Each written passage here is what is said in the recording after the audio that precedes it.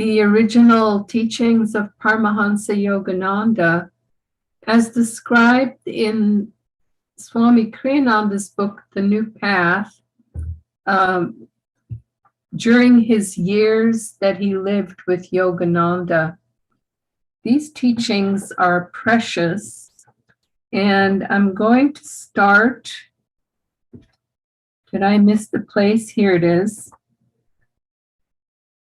Both today and Friday, I'm going to read to you brief excerpts from the Christmas meditation, the all-day meditation that Yogananda initiated originally on Christmas Eve day, but then the devotees complained that they had to stay up all night long to prepare the banquet for the next day. So it was changed to the 23rd. And for those of us who live out in the city colonies, we had to adapt and make it the Saturday before Christmas, because that's when most people had time off, have time off. So I'm going to read to you one of the excerpts now. During the Christmas meditation that year, Master, which is what the disciples called Yogananda, a master of himself, led us in singing the chant, "Do not dry the ocean of my love with the fires of my desires, with the fires of my restlessness." Over and over we sang it. Christ is here, he told us. Sing it to him. Later he added, because you have sung this chant today, whenever in future you feel delusion pressing in all around you, sing it again, thinking of this occasion. Christ and Guru will come down themselves to save you. Mark my words, for they are true. As he had done in the year before, Master spoke to us about the time, for some time, from the depths of his divine communion. He blessed Saint Lin, Dr. Lewis, Dayamata, and several others, telling them how greatly God is pleased with them. Walter, he continued, you must try hard, for God will bless you very much. His words thrilled me so deeply that I'm afraid my meditation the rest of the day was more on them than on God.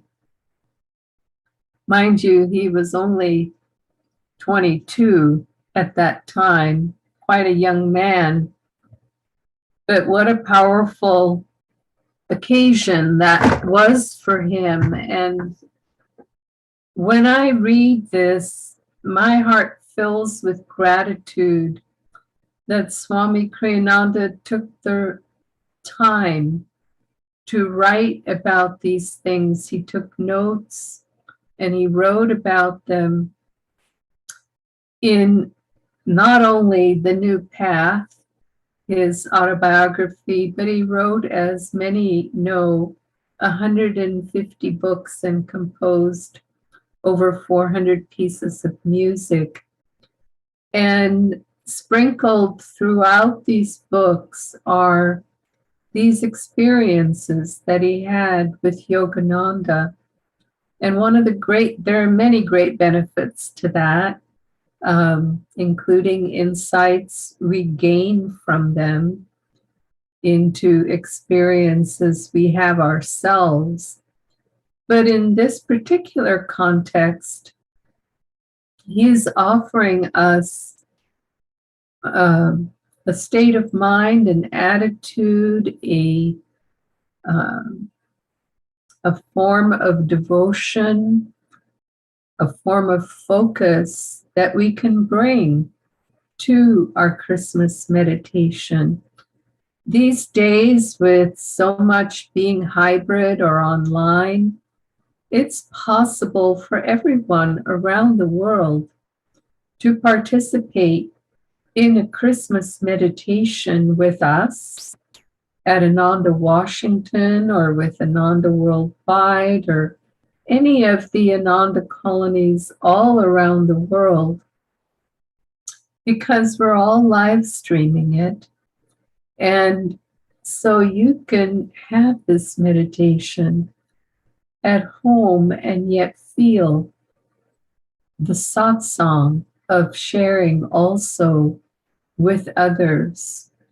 And so it's, Yogananda gave him words of encouragement, but throughout his life and throughout his teaching with disciples, that was his way. He was constantly giving them encouragement. And so it is that if we're sensitive and if we listen carefully, we can hear and we can feel that encouragement within us when we have those moments of bliss, those moments of the stillness of the heart and the mind, the stillness of the breath that come especially during these longer, deeper meditations. And it would be easy to say, well, I'm not a good meditator yet. I can barely meditate 20 minutes or 30 minutes or 40 minutes or an hour even, and hold it together, as it were. But I know when I first got on this path, I was 19 years old, and I was quite rajasic, restless by temperament.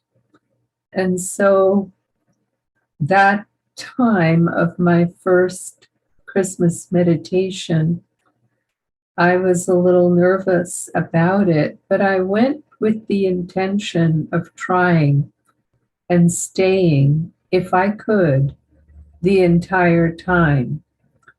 And so, I had a Whispers from Eternity next to me, and I had my beads, and I prayed on my beads after doing Kriya. I prayed for everyone that I could possibly think of, and meditate and chant, and then I would read a little from Whispers from Eternity. In other words, bring with you to your meditation seat those things that, if you need to shift your energy and restart your focus, that you can read for a little inspiration, not a lot of reading, that would be distracting, but a poem or a prayer demand that doesn't take very long, and then you can recenter and continue your meditation.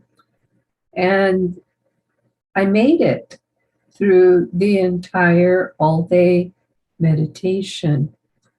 And so it can be done. And then once you've done it and you try it and do it again and again, you find year by year, it gets easier and easier until it gets to the point where you think, where did the time go?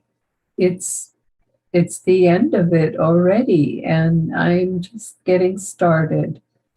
So give it your effort. There is a window onto spirit this time of year, and we can all benefit from tuning into it and knowing that there are devotees and Kriyabans all around the world meditating the Christmas meditation that Yogananda started so long ago.